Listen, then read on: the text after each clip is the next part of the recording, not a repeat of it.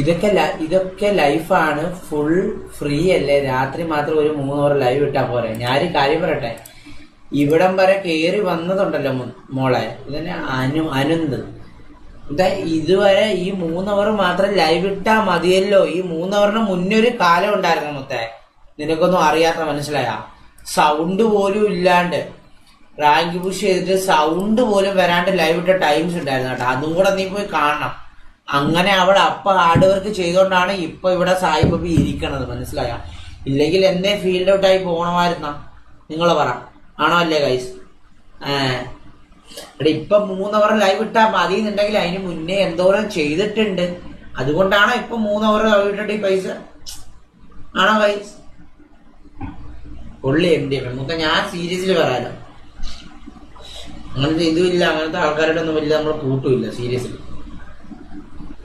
അണ്ണന്റെ ചരിത്രം ഇവർക്ക് അറിയത്തില്ല. സുഖമല്ലേ എന്ന്.